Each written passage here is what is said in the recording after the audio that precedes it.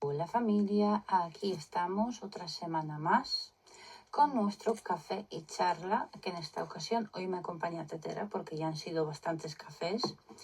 Hoy vamos a estar charlando con Tarot Peregrino acerca de las herramientas de adivinación y vamos a añadirle ahora mismo. Vamos allá.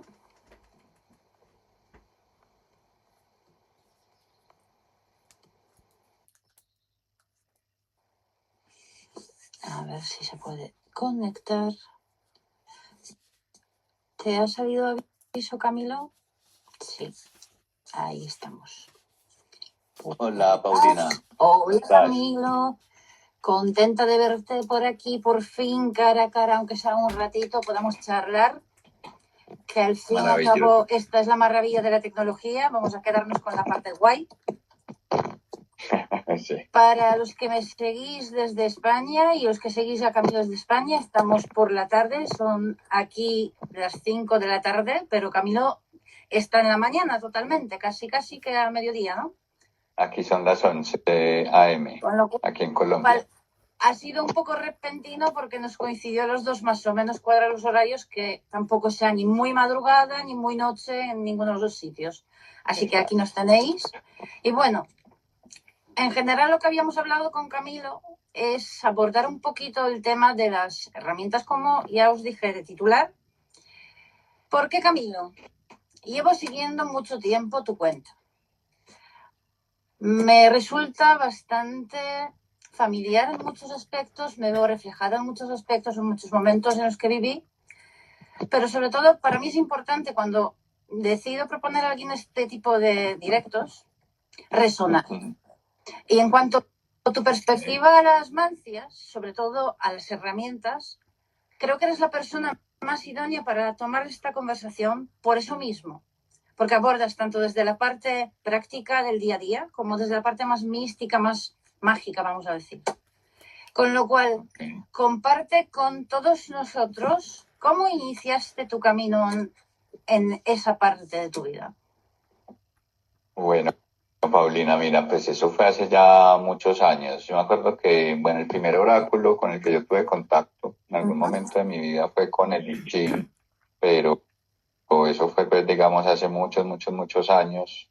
Mi padre fue un gran lector toda la vida y en su biblioteca, tenía una biblioteca, pues, grande, como en su casa, en nuestra casa, y ahí estaba el I Ching.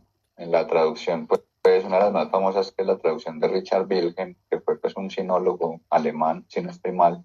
Es una como de las traducciones más conocidas del I Ching, y ese libro estaba ahí en mi casa. Yo me acuerdo que alguna vez después lo cogí estando como adolescente y pues me pareció interesante, pero pues dije, bueno, no, pues que no me atrapó en ese momento. Claro, las cosas, todo tiene su momento, ¿no? Todos tenemos nuestros ritmos. Hay momentos que topas algo y es como, sí, pero no. Y que años más tarde ahora es tu fiel amigo, por lo que veo últimamente. Claro, totalmente. Entonces, como yo me acuerdo, pues no sé si en España suceda, pero uno en el colegio, sobre todo en el bachillerato, lo ponían a leer libros, como en la literatura universal. Yo me acuerdo que alguna vez nos pusieron a leer La Metamorfosis de Franz Kafka. Pues yo tenía en esa época que 15, 16 años, y pues uno en ese momento, pues yo al menos yo en ese momento no resonaba como con ese libro. Yo lo leía y no entendía a este señor que convirtió como en un cucarrón, en una cucaracha. Fíjate, y tiene un asunto ahí con el padre. Tanto el tema de lectura obligatoria, hoy en día creo que ya no es tanto. Mi tierra, padre, madre, por decirlo de alguna manera, soy de Polonia, con lo cual ahí sí que teníamos obligación, y siempre me he leído de recuerdos de esa época, de cuando te obligan a leer algo y en ese momento, como bien dices, no te resuena absolutamente nada. Además, muchas veces son lecturas que para la edad no están listas esas personas, pero años después vuelves y resuena, ¿no? Exacto, sí. Entonces eso, uno de hoy en día lee, pues yo no me he vuelto a leer La Metamorfosis de Kafka, pero creo que si hoy la volviera a leer, pues encontraría un montón de cosas que cuando era adolescente no había encontrado, ¿sí? Que tú como escritor, vamos a decirlo por ese lado, que para quien no lo sabe, Camilo también tiene sus obras en ¿Cómo es la cuenta para no decirlo mal? Sé que es 78 bitácora, ¿me puede sonar la palabra? 78.bitácora.mágica. Ahí encontraréis obra de este señor y quiero comentarlo porque para mí también, aparte de toda la clase de objetos mágicos para la adivinación que tenemos más comúnmente conocidos como las barajas o runas, bueno, tengo aquí a mano para enseñaros también alguna cosa, pero la propia lectura, muchas veces nuestras conversaciones empezaron enviándonos mensajes de texto, extracciones de libros. Eso también es una forma de traer un mensaje en un momento puntual, ¿no? Claro, claro. Sí, pues yo siento es que ahorita pues lo podemos hablar un poquito. Yo siento que el oráculo, o para traducirlo, pues y aterrizarlo, pues como yo lo entiendo hoy en día, como las posibilidades que uno le entrega a una persona, que uno mismo encuentra en una información respecto a algo que uno esté atravesando en la vida. Yo siento que el oráculo está en la palabra, y yo siento, y cuando yo digo palabra lo pongo en P mayúscula, ¿sí? Correcto. Para diferenciar de la palabra hablada, pues, o la palabra escrita, la palabra en mayúscula, yo siento que, o como yo la entiendo, es la información en general que nos rodea, ¿sí? Entonces el oráculo uno lo puede encontrar en un libro, en una película, en una serie, Totalmente. una canción, una pintura. Totalmente. ¿Cierto? El poder, fíjate, hace años una de las personas que me acompañaba en su momento tenía la manía, vamos a decir, de quejarse de que las personas no valoran las palabras, no se paran a darles el valor que tienen. En ese momento me pareció que era desmedida y exagerada su respuesta al mundo, ¿no? Pero años más tarde, de hecho, le volví a escribir y decirle, fíjate, pasaron años, hoy en día te entiendo mejor que nunca. Es tan difícil llegar a comunicarnos correctamente cuando dos personas no hablan en el mismo lenguaje. Porque la misma palabra para ti puede significar una cosa y para mí otra. Claro. Y a partir Aunque de ahí, siento precisamente lo que comentas, ¿no? De que puedes encontrar el mensaje que deba despertar en ese momento para reflexionar sobre algo en cualquier parte. Claro. Y cuando tú dices, claro, esas barreras pues como lingüísticas o del lenguaje, pues sí, claro, están ahí presentes, pero también siento que hay un lenguaje que es universal, ¿no? Por ejemplo, los gestos, toda la gente se ríe igual, ¿sí? O la alegría, digamos, que se manifiesta en el gesto en todas partes de la misma manera, o el llanto, ¿sí? O el enojo, ¿cierto? Siento que esos son lenguajes que están ahí, que nos posibilitan comunicarnos con cualquier persona, ¿sí? Independientemente del idioma que la persona hable. Sí, además, fíjate, una tontería como puede ser ir caminando por la calle y cómo podemos cambiarle el día. Muchas veces no nos damos cuenta, pero una sonrisa a un desconocido que ves con cara bastante afectada, ¿cómo puede en un instante hacerle clic y cambiarle el enfoque a todo el día, ¿no? Claro, totalmente, totalmente. Entonces, volviendo un poco como a la pregunta que me hiciste, ese fue el I Ching fue pues como mi primer contacto con un oráculo, y ya después, estamos hablando más o menos del año 2010,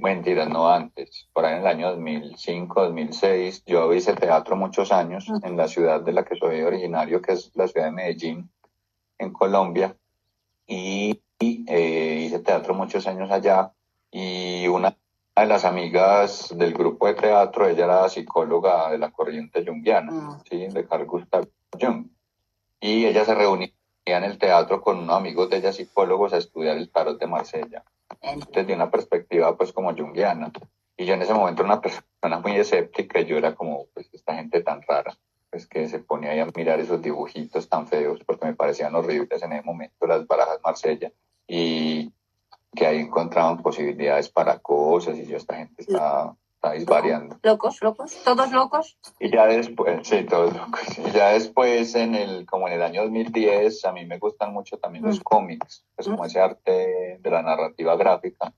Y estaba leyendo la obra de un escritor y mago inglés contemporáneo que se llama Alan Moore.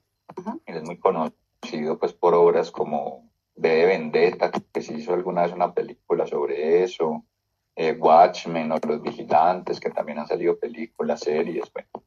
Y él tiene un cómic que se llama Prometea. Y en Prometea es un cómic por allá de inicios del siglo XXI.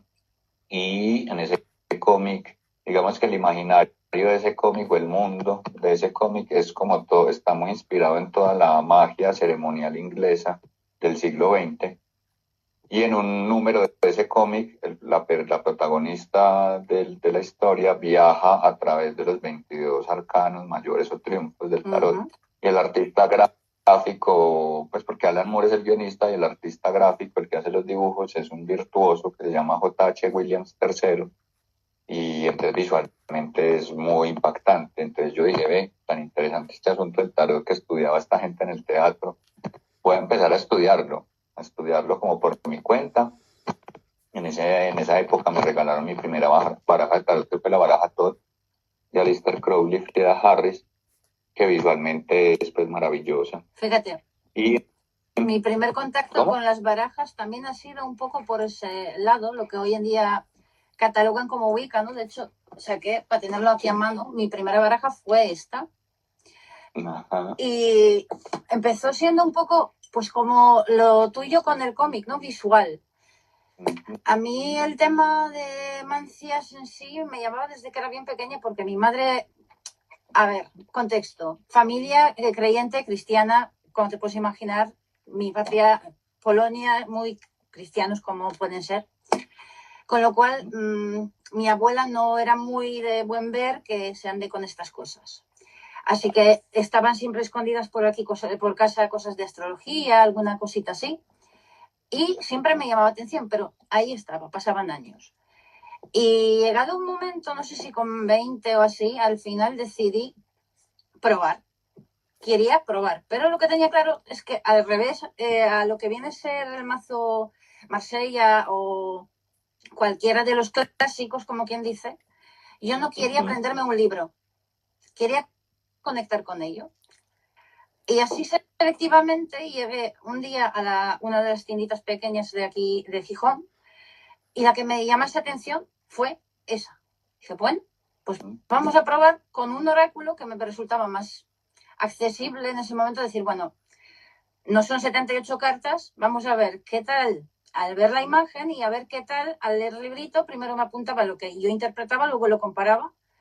Y efectivamente es muy en esa línea, ¿no? Aunque ya un poco más New Age y todo lo demás, pero parte de la misma de un poco lo que viene a ser la Wicca inglesa, muy en esencia, porque al fin y al cabo es bastante sencillito, y ir de ahí tirando más. Con lo cual te entiendo perfectamente por dónde vas con el tema del enfoque que tenían, ¿no? Claro, esas barajas inglesas pues tienen una relación pues muy estrecha con todo ese pensamiento mágico inglés del siglo XX, ¿no? Correcto. Entonces esa fue mi primera baraja, la baraja Todd, y empecé a estudiar, por ahí me encontré los PDFs de los libros que escribió Aleister Crowley respecto a su baraja, y pues casi enloquezco ahí porque finalmente, claro, pues es primero pues estos personajes escribían de una forma muy hermética, Y pues eran hermandades mágicas. Crowley además en particular es...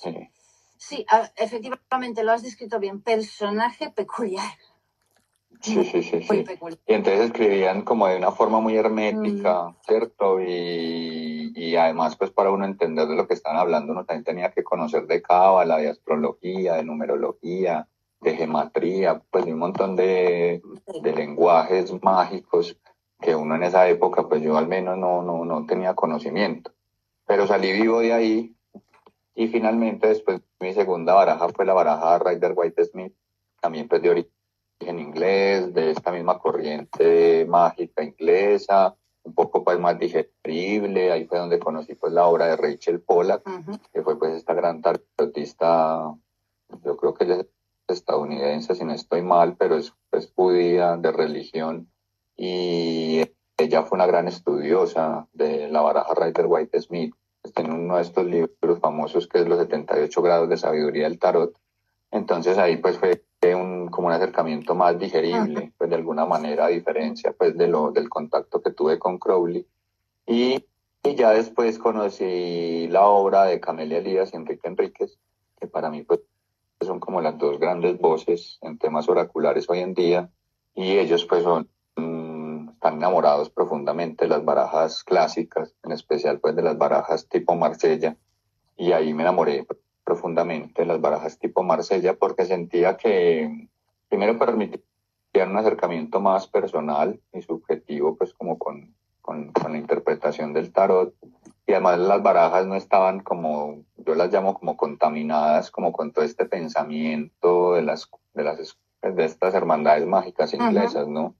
Las barajas Marsella finalmente pues son barajas que se hicieron para jugar el juego del tarot, ¿no? Correcto. Y pues los hacían artesanos en Francia, en varias ciudades de Francia, que vivían de eso, de hacer barajas, pero no tenían ninguna intención de poner ahí símbolos, ni pensamientos filosóficos, ni nada por el estilo. Fíjate, eso es un tema que siempre, mira, me he topado con mucha gente de distinto hilo mental, ¿no? Y distinta forma de enfocar el tema de, sobre todo, tarot. Y yo siempre digo lo mismo, yo lo conecté de una manera, pero eso no quita que alguien empiece a base de aprendizaje literal por libros. Porque al fin y al cabo, cada uno empieza por un lado, pero acaba incluyéndolo todo. Pero el punto clave para mí es no, ¿cómo decírtelo? No excluir la otra parte. Porque me he encontrado con personas, por ejemplo, que estaban tan herméticamente cerradas a tarot y la parte interpretativa, que por mucho que te niegues, siempre acabas tirando de esa conexión propia, que si no era una interpretación literal por libro, me hacía gracia porque decían, es que por libro va así. ¿Quién escribió ese libro? ¿De dónde sabes? ¿De dónde es el origen? Ese alguien, o lo más antiguo que puedes encontrar, es una referencia de la interpretación de esa persona. Porque, como bien dices, las barajas surgieron en diferentes puntos del mundo más o menos simultáneamente como un juego. De hecho, si nos remontamos al tema oracular, nos podemos ir perfectamente a Mesopotamia y atrás. A tirar dados, pues uno, Huesos, de los dados, oráculos más pillas, dados, exacto. o los Uno ahora tan de los famosos, oráculos. a ver si lo pronuncio bien, que yo y el inglés no nos llevamos, los famosos trams, las piecitas estas con formas, que ahora se lleva tanto, es tan nativo. Sí. Me hace mucha gracia porque es algo que creo que podemos asociar bastante con la época egipcia, ¿no? Con tantos temas de joyería, detalles que tenían. Vamos, está todo atrás, con lo cual no tenía más que boca a boca. Claro. Lo que tenemos de referentes de libro es lo que nos ha llegado, que no se haya quemado con todo por medio. Todo al fin y al cabo es interpretativo. Bueno, el oráculo más cercano que tenemos a la mano todos es una moneda. Claro. No, pues una moneda es cara y sello, ¿sí o no? ¿Sí? Claro. Yo con eso puedo jugar oracularmente. Voy a comprar pizza hoy, tiro la moneda. Fíjate, dependiendo de lo que yo ya... Me recordaste una película española de Javier Bardem, que ahora a ver si me acuerdo bien del nombre. Creo que se llama No es país para viejos, creo recordar. Sí, no, Country for Old Men. La parte más reiterada es efectivamente esa, ¿no? De la moneda. Vives o mueres en base a un azar total. Sí, que ese Bardem es como el asesino, ¿no? Y decide a partir de la moneda. Exacto. Sí. Con lo cual, te entiendo perfectamente en cuanto hablas de tus inicios, viniendo de parte de alguien que no tenía atracción como tal por, digamos, parte más espiritual. Iniciaste más por el lado lógico, ¿no? Un poco más sólido de la parte mundana. Sí. Pero ¿cómo pasas de ahí a desarrollar libro, a utilizar otras barajas como puede ser la de Lenormand o cualquier otra, en la que sí puedes tener cierto guión, vamos a decir, de interpretación, pero al fin y al cabo no deja de ser bastante de conectar con ellas, ¿no? De permitirte sentir lo que te quieran transmitir. Claro. Yo me enamoré de la literatura por mi padre. Pues, como te decía ahorita, él fue siempre como un gran lector. Yo siempre recuerdo a mi padre con un libro en la mano. Y él siempre iba con un libro y se sentaba a leer en su trabajo. Nos íbamos de paseo y él se llevaba un libro y leía. Entonces siempre tuve como esa imagen. Y yo me enamoré pues también como de la lectura hace muchos años. Creo que cuando estaba ya como cuando empecé la universidad, cuando tenía como 18 años, y me enamoré mucho pues también como de la lectura. Hoy en día pues sigo amando profundamente la lectura. Y después cuando empecé a hacer teatro en Medellín, pues claro, digamos que el teatro y la literatura tienen una relación pues muy estrecha también, a partir pues del género dramático, dramatúrgico, que son los textos pues que se escriben para ser representados en escena. Y ahí me enamoré, empecé a escribir pues como en ese momento. Hice varios cursos de dramaturgia. Yo tengo dos libros publicados. El primero es en el año 2012, que en esa época estaba haciendo teatro y es una dramaturgia ilustrada. Entonces ahí empecé a escribir y yo veía que me iba como bien, que a la gente le gustaba como lo que hacía. Yo dije, bueno, pues como como mi capacidad, ¿no? Y entonces ya desde ahí empecé a desarrollar como mi camino como escritor.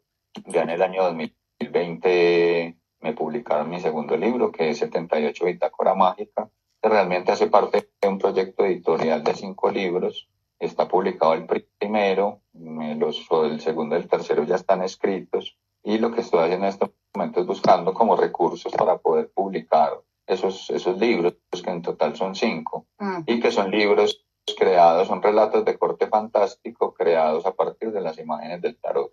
Entonces finalmente van a ser 78 relatos. Recuérdame, después de que terminemos, que te ponga en contacto con un grupito de personas por aquí, que creo que podríais en ese sentido encontrar un nexo.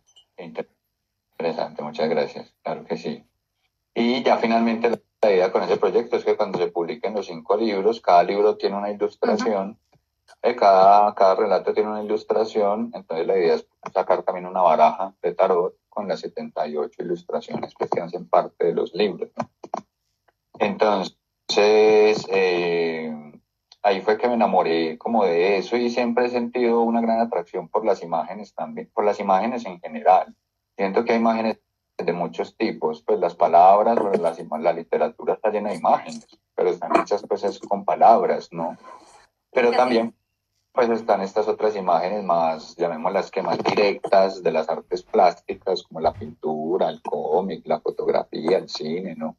Y entonces siempre en mis creaciones literarias he buscado esa unión entre las palabras y las imágenes. Esa es la otra parte por la que comentaba al principio que resonaba contigo, porque, verás, vamos a darle aquí uso. Esta fue mi primera baraja de tarot.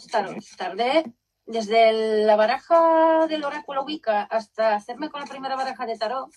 Me tomó tranquilamente 2 o 3 años hasta dar con una baraja a la cual sentía. De hecho, me acuerdo perfectamente que, como suelo llamarla, mi primera Mavi Bruji, tenía una colección impresionante de barajas. Iba cada X tiempo sacándome 3, 4, iba sacando alguna carta y las iba interpretando según yo sentía, hasta que llegó un día que no solo era una o dos, sino la tanta que me sacó fue una detrás de otra, coincidiendo con el simbolismo que tenía la propia carta, ¿no?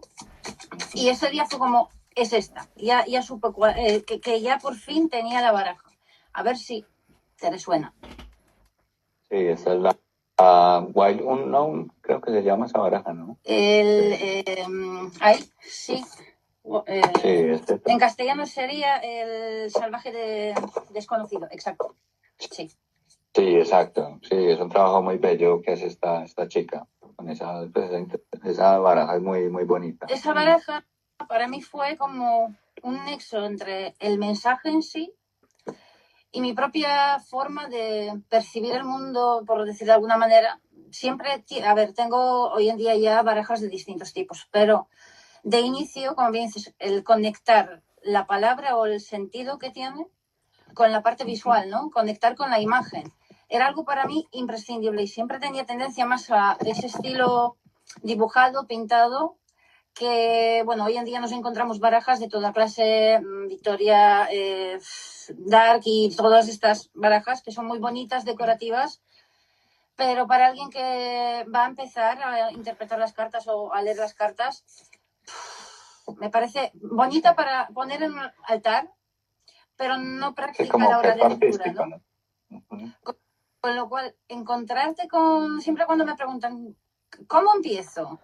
¿Qué recomendación darías tú? Porque yo siempre les digo que busquen sentir, por ejemplo, mi caso, pues eso, si alguien tiene a alguien cerca que les pueda enseñar distintas barajas, a ver qué sienten, qué les llama.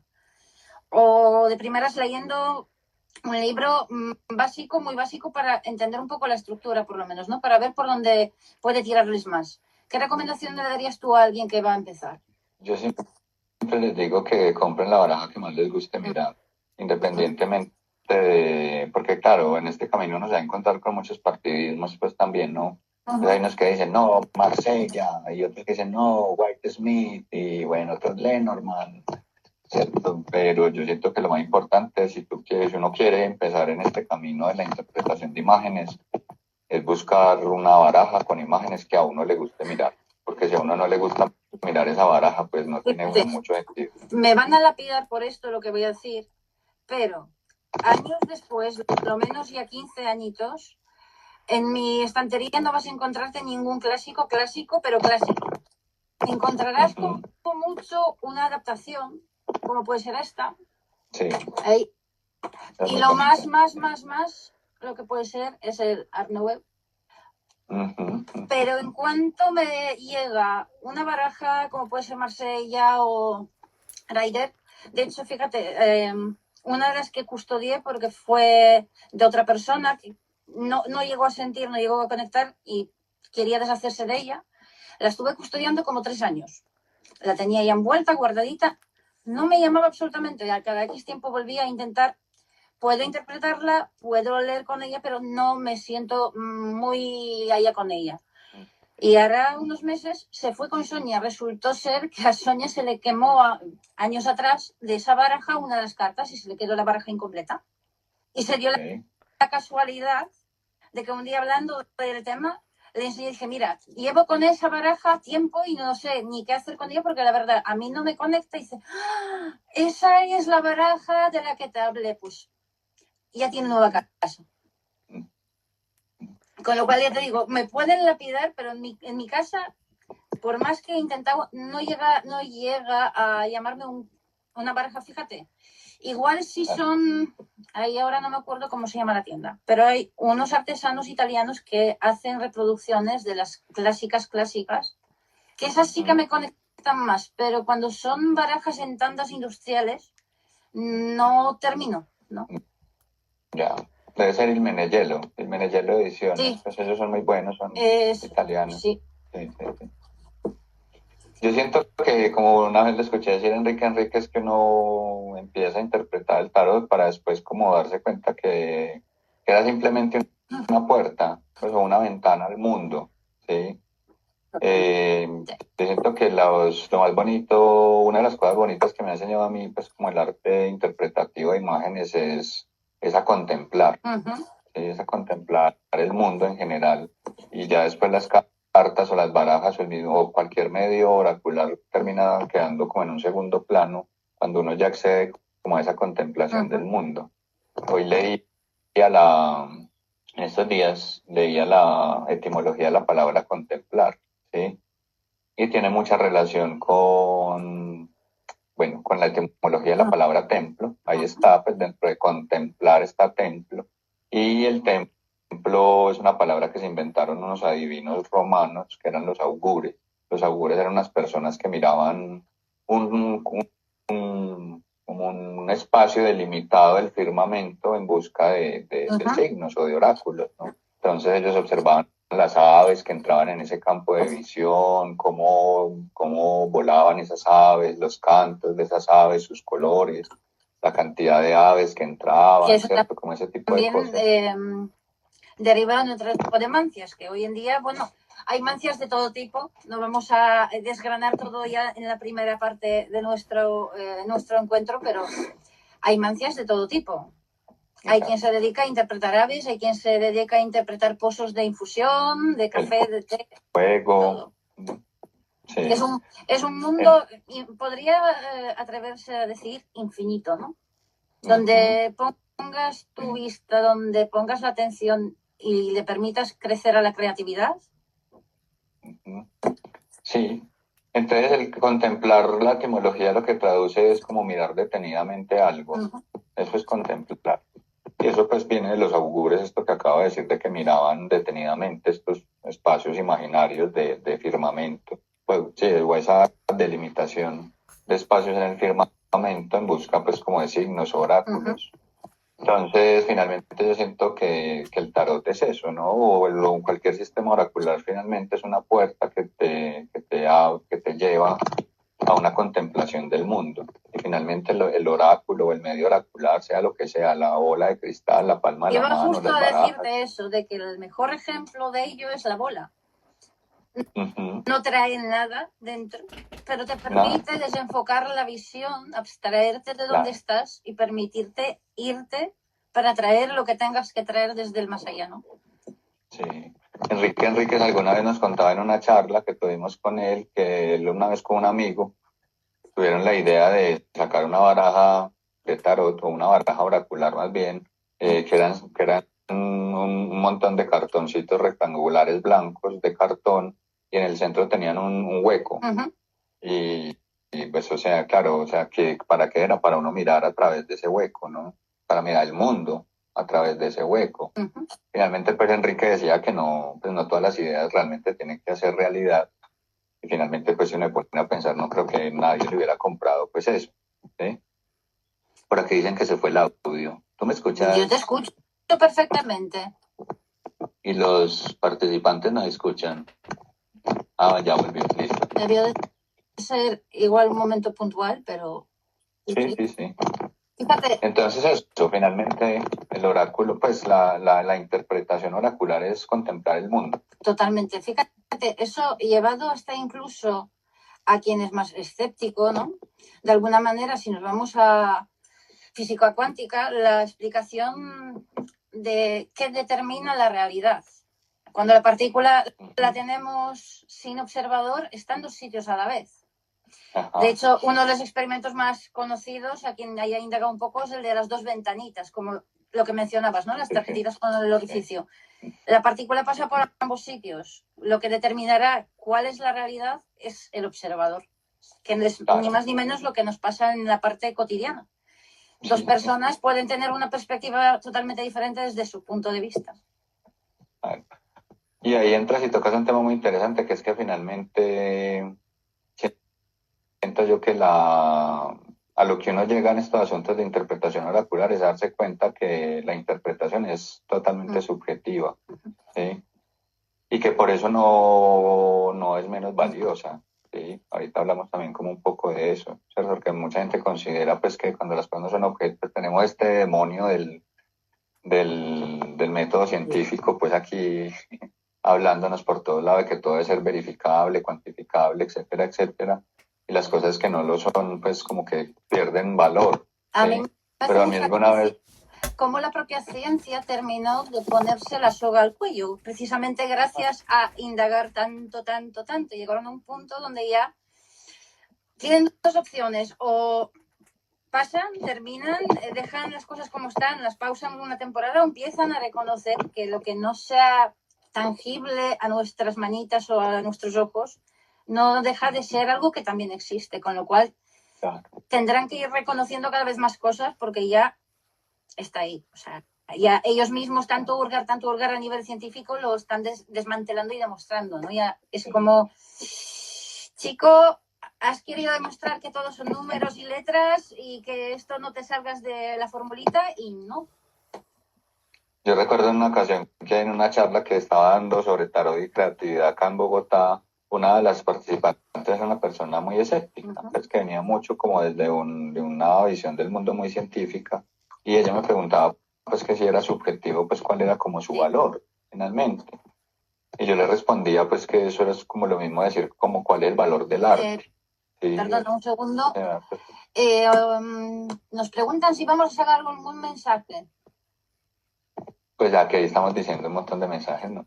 Es que Digo yo, hoy pues. creo que el que está atento y está escuchando tiene mogollón de mensajes todo el rato, como para sacar barajas. Otro día veremos. Hoy estamos de charla y creo que bastante interesante. Sí. Entonces yo le decía a esta persona como que es lo mismo decir como entonces cuál es el valor del arte, ¿sí? Pues porque pues, el arte es totalmente subjetivo, ¿sí?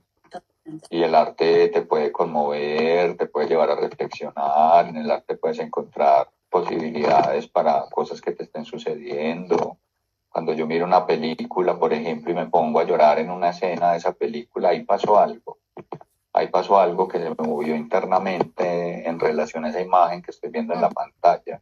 Puede ser que me recuerde una situación que yo viví similar o que estoy mal con mi pareja y entonces en la escena que veo en la película encuentro posibilidades para de pronto mejorar la relación que tengo con mi pareja, etcétera, etcétera. ¿Sí? Totalmente. Además, suele ser algo bastante peculiar, porque cuanto más necesitamos atender algo, más huimos de ello por tendencia humana, ¿no? La parte humana de evitar el conflicto, más nos bombardea el entorno, el universo, vamos a decir, el universo en el contexto de todos como parte de uno, y más se te hace presente. O sea, a más intentas evitar abordar el tema, más lo tienes en la cara todo el rato. Ya sea nombre, ya sea la hora, ya sea un titular en no sé dónde, estás tomando un café en una cafetería, el de al lado está hablando no sé qué y de repente la frasecita no falla. Te están diciendo por ahí que uno para Suecia de Maite.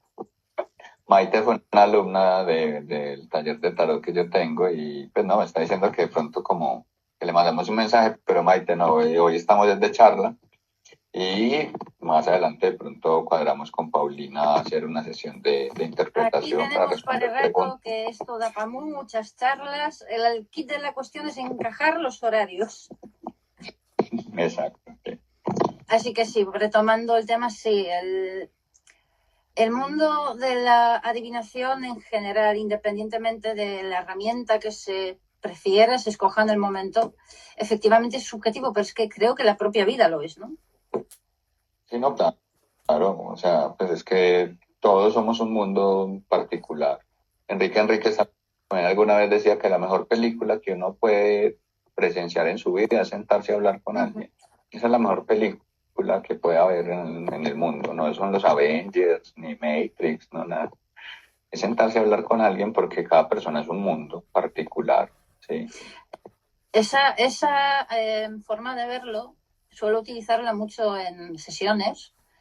Cuando alguien me viene y está con la frustración típica de ¿cuándo me va a llegar? No sé qué. O voy a dejar esta relación, voy a cambiar porque menos X. Y siempre les repito lo mismo. El actor principal de tu película eres tú. Tú, mira, fíjate, es más casi como el teatro inclusive, porque cuando das un acto sueles tener al actor principal y los dobles por si acaso alguien se pone malo, ¿no? Entonces suelo poner el ejemplo de la escena se tiene que rodar. Si tienes un aprendizaje, lo vas a rodar tantas veces con un actor, con otro actor, con los que haga falta, hasta que aprendas. Tú no vas a poder rodar la siguiente escena hasta que no se ruede bien en la que estás. Y eso frustra mucho hasta que uno entiende la mecánica y se da cuenta, vale, o sea, que esto va así. Sí. Tú puedes huir de tu pareja, cambiarla por otra. De nada te va a servir, vas a repetir lo mismo de otra manera, con otros matices, pero si siempre fallas en el mismo punto a cometer el mismo paso, vas a volver a hacerlo. Claro. Hasta que no tomes conciencia de ello, ¿no? Y así en todo. Así es, total. De acuerdo. Cuéntame y cuéntale aquí a la gente, fíjate, nos comentan que totalmente de acuerdo también. Cuéntanos un poquito qué otras herramientas, aparte de I Ching, aparte de las barajas, has llegado a utilizar.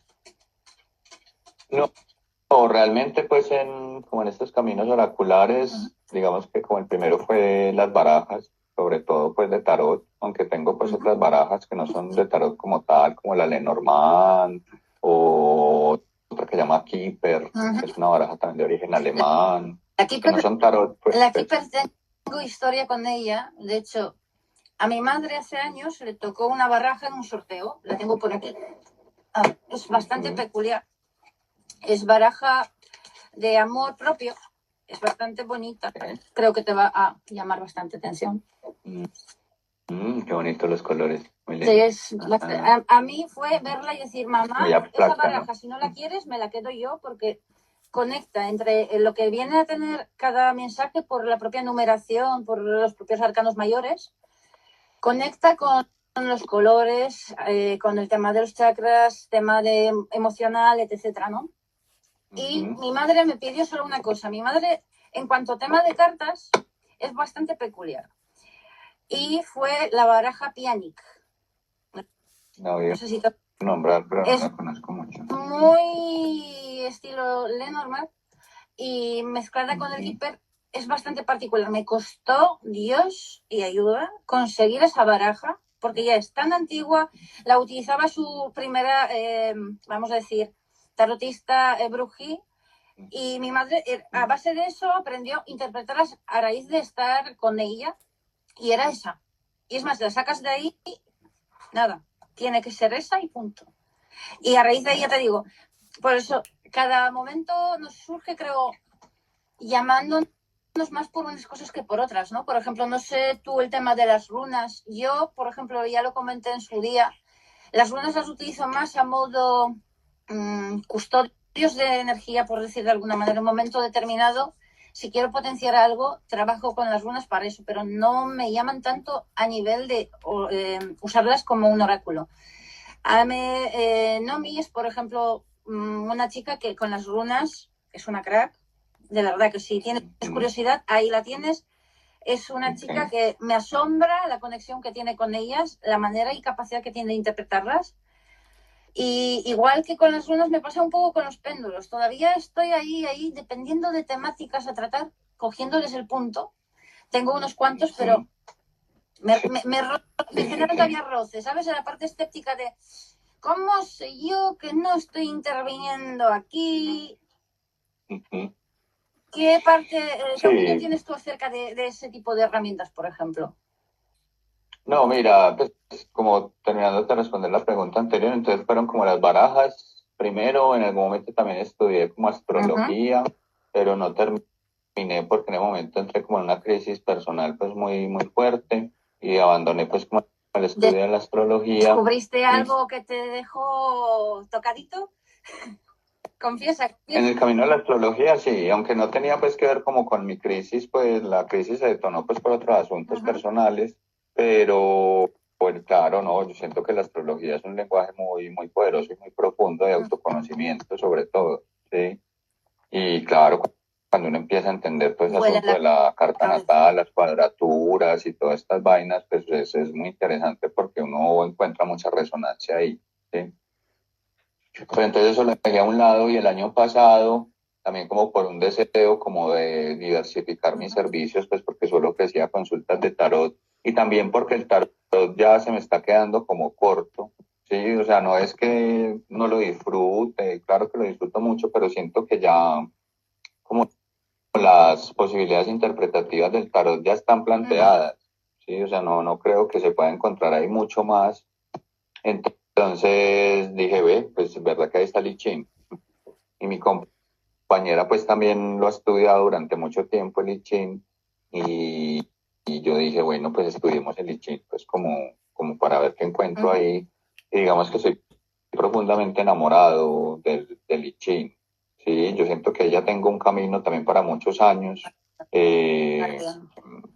porque pues también porque siento que tiene mucha resonancia como con mi visión del oracular hoy en día.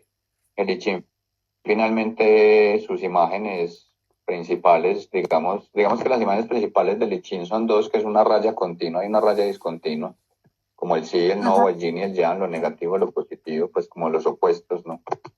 Y después siguen otras 8 imágenes, sí, siguen 8 imágenes que llaman los trigramas, que son conjuntos de 3 líneas, y cada una de esas imágenes está relacionada con un fenómeno de la naturaleza.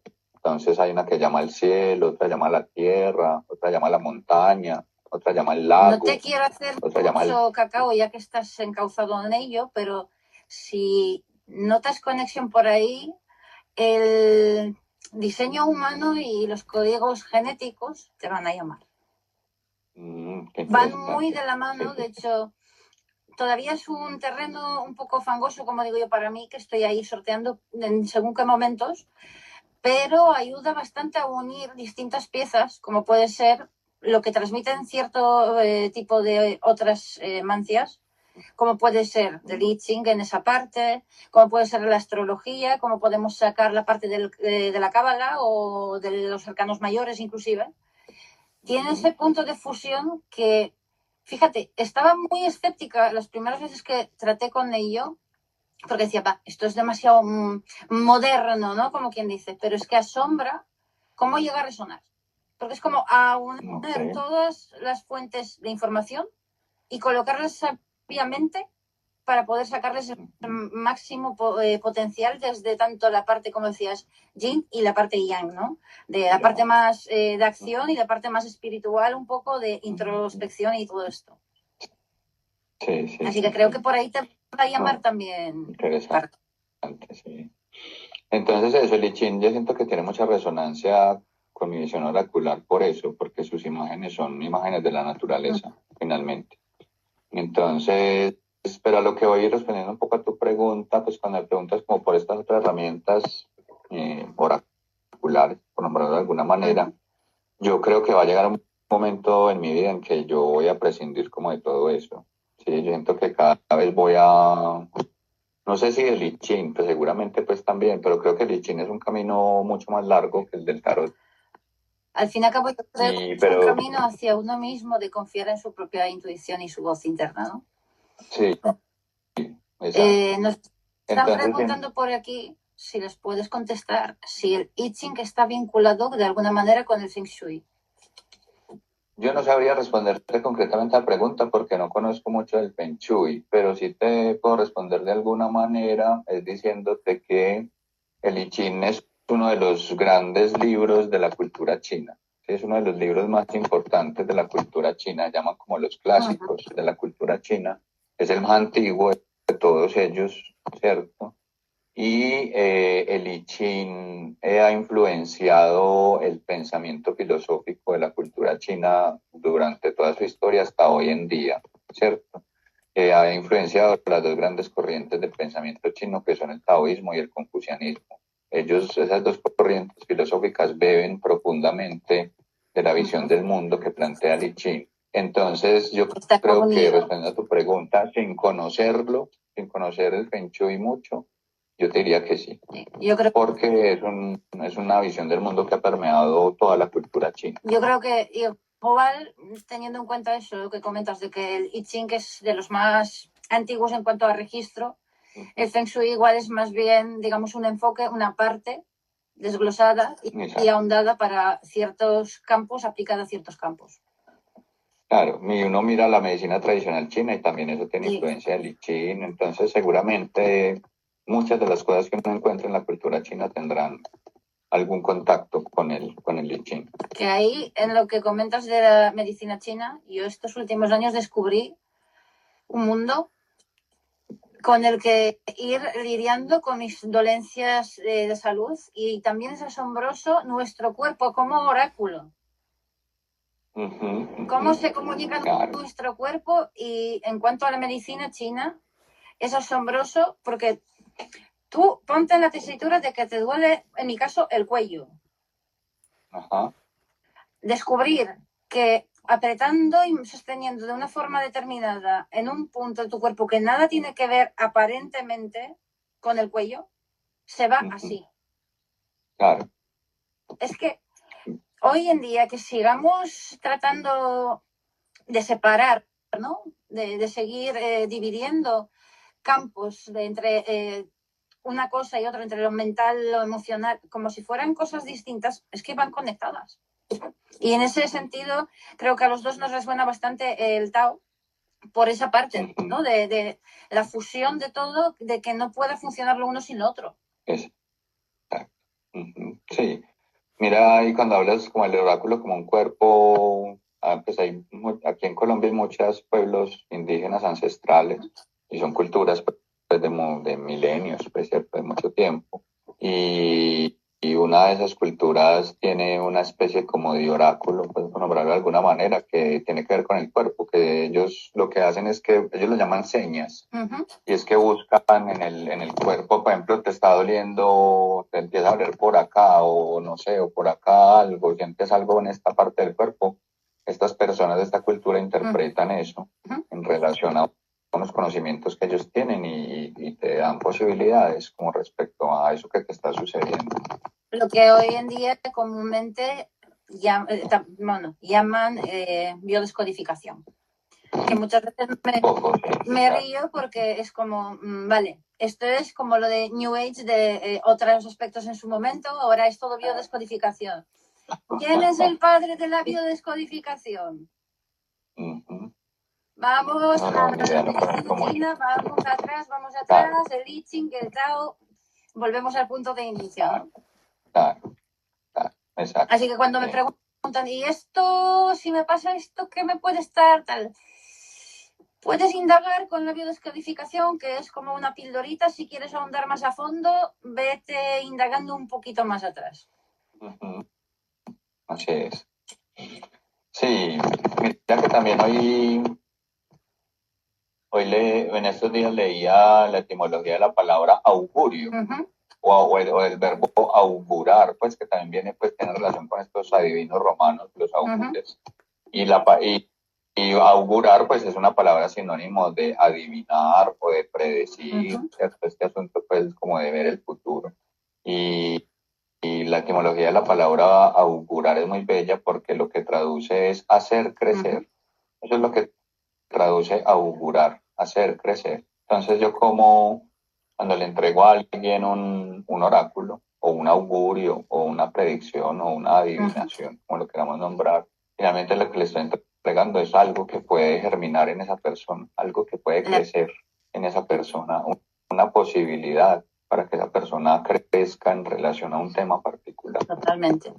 De hecho, de ahí, fíjate, me llevó años llegar a ofrecer las lecturas como servicio, y una vez que ya empecé, siempre tenía claro esa parte, ¿no? Me niego de alguna manera a ser la típica tarotista de las 5 de la mañana de sí o no. De hecho, yo no realizo lecturas de sí o no. A mí no me vas a ver contestar una lectura sí o no en la vida. Salvo que ya tenga confianza muy grande con alguien y sepa cómo es la persona y sepa cómo lo va a encajar, no voy a darte un sí o no, porque yo no lo estoy haciendo con fin de que tengas en quien descargar la responsabilidad de tus actos. No. Yo siempre lo he plantado desde el punto de tanto. De hecho, ahora ya los divido en la parte, personalizada, que según lo que necesita la persona, pero los dos bloques son la evolutiva y la terapéutica, en el sentido de más práctico, más el día a día, y la parte más de ir indagando más a fondo para trabajarse. Porque al fin y al cabo, para mí, el uso a darle no es tanto decir, por ejemplo, las consultas del tipo, ay, ¿qué me va a pasar? Ay, ¿qué ves en las cartas? No, ahí, lejos. Porque no estoy para hacer esto, no, esto no sirve, o sea, sirve si alguien quiere prestarse a ello, pero yo no estoy dispuesta a prestarme a ser un juez, porque no es esa función. Para mí no tiene esa función, para mí tiene la función de acompañarte, de mostrarte esa chispita de luz para que tú puedas seguir tu caminito por donde tú decidas. No voy a decirte, mira, va a pasar esto. Si sigues así, lo más seguro es que suceda esto. Si llegas a corregir la dirección, van abriéndose otras opciones como pueden ser estas. Pero nunca desde ese punto de así, ¿no? ¿Sabes? Como los burrinos, no. Para mí ya no es así. Sé que hay personas que prefieren ese tipo de lecturas, pero es que aquí no. A mí no me llama. Mira, Paulina, que yo cada vez como que no encuentro mucha diferencia entre las diferenciaciones que hacemos hoy en día o que hace mucha gente hoy en día. Yo todavía las hago pues como en los enfoques interpretativos del tarot. Entonces ahí nos dicen, no, es que está el enfoque terapéutico, psicológico, evolutivo, pues, tiene muchos nombres, yo lo llamo reflexivo. y otros está el enfoque adivinatorio, predictivo, mágico, esotérico, yo no sé qué es cierto. Yo hoy en día no encuentro mucha diferencia entre ambos. Sinceramente, yo tampoco. La única razón por la que a la hora de ofertarlo como servicio lo tengo dividido de esa manera es por facilitarle a la gente localizar lo que busca. Si alguien no está de ello, que lo tenga un poco más. Por ejemplo, viene alguien que está en una situación y quiere buscar solución para un problema aquí y ahora, ¿no? Que sea un poco más fácil acceder a ello. Que es alguien que ya se está trabajando, quiere indagar un poco más, que lo desea más fácil localizarlo, pero realmente es lo que dices. Todo está dentro del mismo saco. Mira que Enrique Enríquez, y lo dejo a esto que estamos hablando, él dice algo que me parece muy bonito, él dice, hacerle preguntas a un pedazo de cartón es algo absurdo. Pues partamos de eso, ¿cierto? El tarot es una baraja de juego que se inventó para jugar un juego que se llama el juego del tarot, que todavía yo lo sé jugar y todavía en ciertas partes de Europa se juega. Como si hoy en día nos inventáramos a jugar póker, pues, ¿cierto? Y no se inventó con ningún fin diferente a ese. Ya pues más adelante pues se le empezó a dar estos otros usos que son muy interesantes, pues, ¿cierto?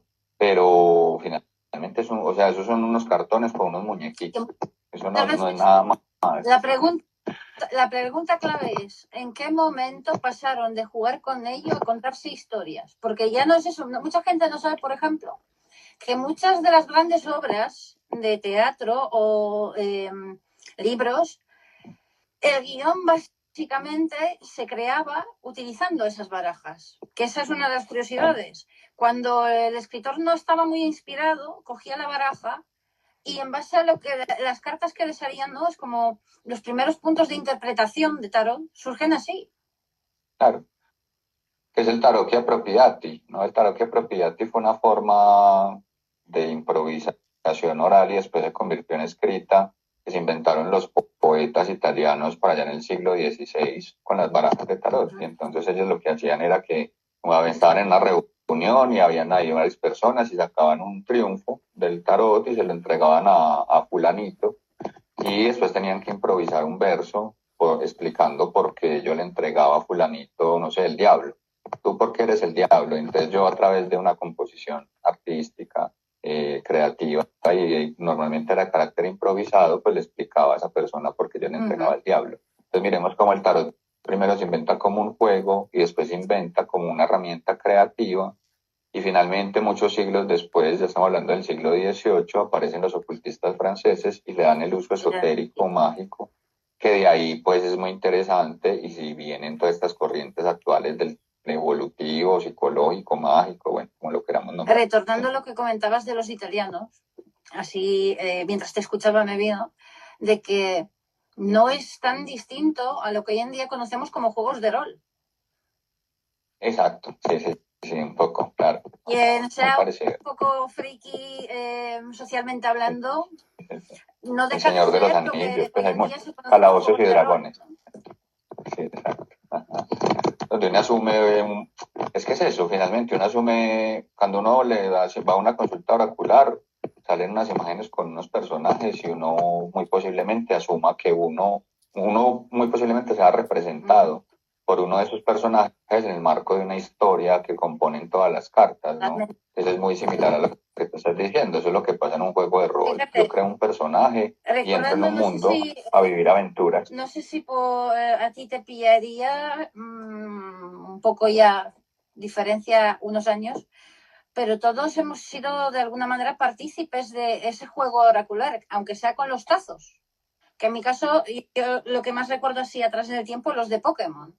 Cada uno tenía su simbolismo, su poder, su no sé qué, que no deja de ser lo mismo al fin y al cabo. Y es una cosa que lo hemos normalizado. En cambio, tú ves hoy en día una persona con una baraja de tarot o cualquier otra herramienta adivinatoria y sigue despertando ese uy.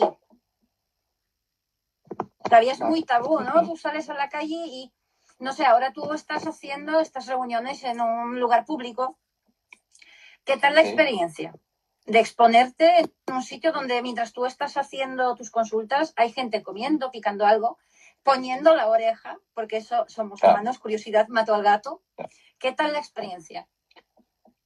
Pues yo creo que te refieres a Dos cosas, pues yo ofrezco normalmente las consultas adivinatorias, pues oraculares o presenciales acá en la ciudad de Bogotá o virtuales pues también. Y también lo otro que tengo es un espacio de práctica de interpretación de naipes, que se llama El Garito del Tarot. También lo hago virtual y también lo hago presencial. En relación a la primera, digamos, como a la primera acción, pues que es como de ofrecer consultas en un lugar público, eso yo sé, creo que además que te ha pasado a ti también, uno saca una baraja de tarot y eso es como si uno sacara, pues no sé, como una Un alarma o unicornio. Tienes ahí yo un no sé, como si, unicornio. exacto, y entonces la gente que está en las mesas del lado dice, como eso es que están haciendo ahí, ¿qué será eso? Eso es el tarot. Ni que Y la fuera, mínimo una con persona se le perdón, acerca. ni que estuviéramos traficando con algo. Sí, sí, sí, sí. Y mínimo una persona se le va a acercar a uno a decirle, ay, este lee el tarot, ay, me lo va a leer, Sí. ¿cierto?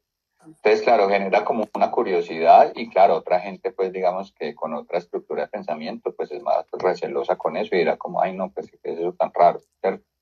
Y ya en el otro espacio de práctica de interpretación de tarot y también en mi quehacer como pedagogo de estas artes, ¿cierto? Lo que he encontrado es que siento que el tarot ante todo, y cada vez me convenzo más de eso, es una herramienta creativa, ante todo, ante cualquier cosa, porque siento que la creatividad permea todos los enfoques del tarot. El juego, pues si vamos a lo del juego, pues cuando uno juega el juego del tarot, pues uno mm, dispone una mente estratégica para ganarse el juego. Entonces ahí está operando tu creatividad. El tarot creativo, que es el otro enfoque, pues muchos artistas de muchas disciplinas han utilizado las barajas de tarot para crear sus obras de arte, desde la literatura, el cine, los cómics, la escultura, la música, los videojuegos, muchos artistas de diferentes disciplinas. Y finalmente siento que en esta otra enfoque, que es como el adivinatorio, evolutivo, psicológico, como lo queramos nombrar, también qué es lo que pasa cuando uno tira unas cartas a una persona o a uno mismo, qué pasa y emerge una historia, emerge una narrativa, ¿cierto? Entonces ahí también estás Creando. ejerciendo tu creatividad, ¿sí? Yo siento que el tarot es ante todo una herramienta creativa y a las personas a las que yo les he compartido pues estos conocimientos, lo que más me gusta de todo es que siento que su creatividad se dispara, ¿sí? Personas que antes estaban muy bloqueadas con el asunto mínimo de escribir, ¿cierto? Con cualquier cosa, las personas a través de estas imágenes sueltan muy fácilmente como sus capacidades creativas. Que además es una forma en la que una persona no puede evitar tener acto reflejo. En mi caso no lo veo tanto, bueno, dependiendo de tipo de lecturas, pero lo veo más en las sesiones 1 a 1, cuando alguien viene a abordar algún tema, tenemos la tendencia de, ay no, pero en cuanto le extrapolas su situación a un campo totalmente diferente, me encanta extrapolarlo, sobre todo en temas de dar y recibir, el equilibrio entre ello y el tema de autocuidado, a los árboles, que sigo teniendo pendiente encontrar ese libro, que lo sepas. Lo estoy leyendo poquito a poco en PDF, pero me da rabia porque lo quiero en papel. Soy maniática de papel. Con lo cual, en cuanto les extrapolas la situación, se lo explicas con otro contexto, otra envoltura, otro papelito más brillante, que no se sientan que se habla de ellos, te van contestando sin filtro. Y una vez que llegas al final, te quedas mirando para la persona y dices, ahora piensa que el árbol eres tú. Lo mataste. Ya le dejaste todo lo que tenía que hacer sin tocarle ni un poquito directamente y le has dejado todas las semillas posibles por haber para sembrar y trabajarse. Claro. Mira que me fue la idea. Iba a contar algo que dice Enrique. Ah, bueno, sí, Enrique Enríquez dice que uno en una consulta de tarot no debería emitir la narrativa o el oráculo, pues, o la interpretación en primera persona, en singular. O sea, yo, cierto, o en segunda persona, que es tú, ¿sí? O sea, tú eres este personaje, ¿no? Él dice que las interpretaciones se deben hacer en tercera persona, o sea, él, ella, ¿sí? Porque pasa eso que te estás nombrando. Cuando yo le digo en segunda persona tú o yo, ¿cierto? Es posible que la persona tenga un rechazo a recibir como la interpretación, porque de pronto es algo que no le gusta o que lo puede frustrar. En cambio, cuando yo le hago la interpretación a la persona en tercera persona y le digo, él, el personaje, se mueve hacia la torre y bueno, etcétera, etcétera, ese posible rechazo es menos posible que Dejarlo se en un dé. espacio más neutro donde la persona no se sienta agredida tanto directamente. Sí. Nos dicen por aquí que nos dan muchas gracias por este espacio, que muy lindo comenzar así el día. Abrazos y besos, igualmente, Sadi. Sí. Así que bueno, ¿algo más que añadir por hoy, Camilo? ¿O nos dejamos algo ya para el siguiente ahondar más? Yo les quiero regalar un textico corto de un libro que me estoy leyendo que se llama, este libro, se llama El Camino de Chuan Tzu o Chuan Tzu. Chuan Tzu fue, digamos que hay tres grandes libros del taoísmo. El Tao Te Ching, que se atribuye a Lao Tse, pero Lao Tse no se sabe si existió o no realmente. Después está otro libro que se llama Chuan Tzu o Chuan Tzu, que es de este personaje que sí se sabe que existió. Y hay otro que es menos conocido que se llama Lie Si, que también fue un personaje taoísta chino. Y este es un texto, este realmente es un libro de un filósofo estadounidense que se llamaba Thomas Merton, un hombre del siglo XX, y siempre pues, le interesó mucho como todo el asunto del taoísmo, y él escribió un libro que se llama El Camino de Chuan Tzu. Y son como pequeñas historias sobre Chuan Tzu, ¿sí? Y tiene que ver como con este asunto de si, pues como para que cerremos la conversación, si las herramientas adivinatorias sirven para algo o no. ¿Sí? Entonces el texto se llama El árbol inservible. Hui Tzu le dijo a Chuan, tengo un gran árbol de los que llaman palo malo. El tronco es tan rugoso y tiene tanto nudo que no puedo sacarle ni una tabla recta. Hasta sus ramas son tan torcidas que no hay manera de cortarlas bien. Aunque se encuentra al lado del camino, no hay carpintero que lo alcance a ver. Lo mismo es tu enseñanza, grande pero inservible. Chuan Tzu le respondió, ¿te has fijado en el gato montés agazapado, esperando a su presa? Da un salto a la derecha, otro a la izquierda, hacia arriba, hacia abajo, hasta que al fin cae en la trampa. Y has visto al Jack como un gran nubarrón se alza en su poderío. Grande, seguro, pero incapaz de cazar un ratón. Lo mismo tu gran árbol, es inservible, plántalo en el desierto donde no hay nada, pasea en torno suyo y descansa a su sombra, ni hacha ni pica buscan su ruina, nadie lo cortará. ¿Qué es inservible? ¿Qué más te da? Ese es el texto. Vivimos pues, finalmente en un mundo donde todo tiene que ser útil, ¿no? Servir para algo.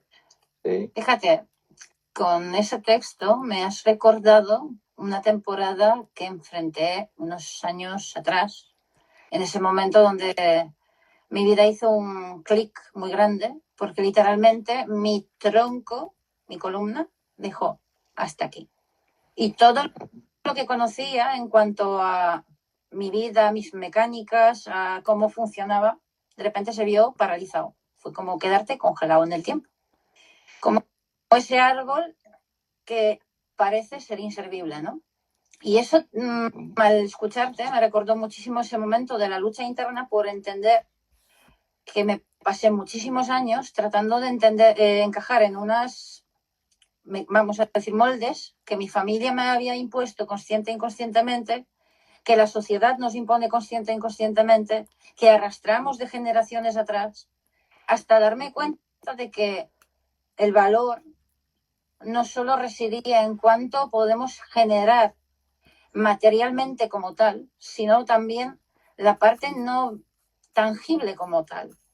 Porque tú puedes ser un enorme soporte para alguien sin darle un palo ni siquiera para apoyarse. Desde la parte emocional, desde la parte verbal, puedes darle muchísimo más que otra persona que le va a estar dando billetes y billetes. Tú puedes echarle a una persona una cantidad de empuje en forma de energía pura y dura a la hora de comunicarte, a la hora de expresarte con esa persona, que no hay billetes que equivalgan a ello, ¿no? Y ahí el clic más grande creo que fue de aplicármelo a mí porque es algo que me costaba muchísimo poner en valor, esa capacidad de sostener a los demás como algo igualatorio a la hora de, pues eso, ser servible, ¿no? Si no es material, no sirve. Si es material, sí. Y muchas veces se ve en cuanto miramos a los que nos rodean, sobre todo, recuerdo que no hace tanto, cuando fuiste de vacaciones, tomaste un tiempo de contemplación ahí cerca del mar. Aquí donde vivo actualmente, también en verano se llena muchísimo de gente. En invierno, perfectamente un día, cuando pueda, bajaré por aquí a la playa para que veáis que es que voy a estar yo sola, no va a haber ni un alma. Y en verano no cabe un alfiler. Cuando te sientas ahí, ahora tienes un momento de paz absoluta para reflexionar, para poder conectar contigo, conectar con los mensajes que te está dando el entorno, ¿no? Y cuando llega el verano, ves como la gente se siente en ese modo, ¿no? De todo es billete, todo es tiempo, todo es correr. Vienen de vacaciones y van corriendo como si estuvieran corriendo al trabajo. Total, sí. Pero ya corren es al mar. Sí. ¿Quién llega antes? ¿Quién coge mejor sitio? Es todo una competición por cosas tan banales que no se dan cuenta de que chico, chica, familia, para un puñetero momento que tenéis de una semana, 2 semanas, en pareja, en familia, soltero, me da igual. Párate, baja marchas, saboréalo, que llevas todo puñetero año para tener esos pocos días para el reloj. Exacto. Así. No todo está en dinerito. No quiero decir que el dinero, vamos a ver, que no suene hipócritamente así. Sí, no. El dinero no hace feliz, ayuda. Tenemos que comer, vivimos en un mundo donde, por suerte o desgracia, el valor que se le da es ese, pero no deja de ser energía al fin y al cabo, ¿no? Pero hay que también pararnos de vez en cuando. Obvio que en los tiempos que estamos es imposible estar atento 24/7 a todos los señales, mensajes que tenemos. Pero tener ese momento de amor propio. Aunque sea una vez en estos días, al mes, tomarte una tarde, decir, cariño, no estoy. Familia, no estoy. Amigos, no estoy. Móvil en modo de avión, para mí. En estos días volví a ver una película él es un hombre de medicina peruano que se llama Alonso del Río, y él también es músico. Y hace poco hizo una película que es muy malita, pues a mí realmente la película no me gusta mucho, digamos que es mejor, él es muy buen músico. Pero otra vez no, porque fuimos a un concierto de él y antes del concierto había una proyección de la película, entonces pues nos tocó ver otra vez la película. Pero claro, uno ya la ve pues como con otros ojos y se centra pues más es como en lo positivo pues también de la película, porque tiene también muchas cosas positivas, sobre todo como los mensajes que hay ahí. Y pensaba yo en el asunto, pues había una frase de un personaje de la película que decía, el tiempo es amor. Y yo pensaba en eso en contraposición a la otra frase que es muy fuerte, muy salvaje de nuestra cultura, que es que el tiempo es oro, ¿sí? Es claro, el tiempo es oro, eso es muy fuerte, ¿sí? Porque entonces si el tiempo es oro, uno lo podría entender pues de que es como algo valioso el tiempo, pero normalmente como se entiende es que si tú no estás haciendo nada y no estás produciendo nada, pues estás perdiendo el tiempo. Ahí el peligro, creo que de hacer esa equiparación, creo que si andamos un poco más, quien esté un poco familiarizado con el tema de alquimia a nivel un poco más profundo, le va a chocar bastante que alguien afirme tablee de esa manera en esa frase, ¿no? Tiempo, oro, uy. Pero es que eso a la vez tiene su otra vertiente. Valora tu tiempo, porque sí, ahí claro, es donde encontrarás el oro. Claro. Sí, no, digamos que tiene pues también su interpretación positiva, pues, nombrémoslo de alguna manera. Pero cuando este personaje dice el tiempo es amor, eso cambia totalmente el sentido de la frase, ¿no? Entonces, claro, cuando uno se va solo a la playa y se queda ahí contemplando el mar, eso es el tiempo es amor, es eso, ¿sí? Es darse amor a uno mismo, es pausar, ¿cierto? Es mirar el mundo y contemplarlo y admirar su belleza, eso es amor, ¿sí? Finalmente también. Nos preguntan por ahí si se podría hacer esto en cualquier momento del año, ¿no? Recuerdo que meditaba 5 minutos, mi día era muy diferente. Claro que sí. Sí, lo que me refería es que si tu vida es tan apretada, tienes una agenda que no puedes parar en el día a día, por lo menos una vez al mes te des un ratito para ti. Pero claro que sí, si todos los días tienes 5 minutos que puedas rascar a la agenda, aunque sean, Hay una aunque sean los práctica, 5 minutos hay una a la hora de práctica, acostarte, que yo es la que más recomiendo cuando alguien empieza, que es empezar simplemente por intentar no dormirte mientras estás durante un ratito respirando lento y profundo. mira que, pues también para que cerremos, porque no nos vamos a quedar aquí muy rico y todo, pero también hay muchas cosas que hacer. Hace poco me regalaron un libro de Thich Nhat Hanh. Thich Nhat Hanh fue un monje budista, ¿sí? Que ya murió hace un par de años. Y él tiene un libro, uno de sus libros se llama Silencio, ¿sí? Y yo me empecé a leer ese libro, es un libro cortico, ¿sí? Y tiene, pues, es muy interesante porque tiene como unos ejercicios prácticos. Y los ejercicios, cuando uno lee eso, uno dice, esto es una bobada, esto es esto, pues. Porque los ejercicios son como, respira y cuando estés respirando, piensa, soy consciente que estoy respirando. Cuando exhales, piensa, soy consciente que estoy exhalando. Cuando estés comiendo con alguien, respira y piensa, soy consciente de las personas con las que estoy comiendo. Y cuando exhales, piensa, agradezco por las personas con las que estoy compartiendo esta comida. Esos son los ejercicios de ese libro, no es más. O sea, son una cosa que uno puede hacer siempre, en cualquier momento. No le quita a uno 2 minutos, ¿sí? Entonces, y yo me regalaron el libro y yo empecé a hacer los ejercicios y de verdad que tiene un impacto muy interesante en la vida, De esto en el mismo día a día. tengo ahí en recámara, a ver si ya por fin ahora con más medios puedo sacarlo un poquito al mundo.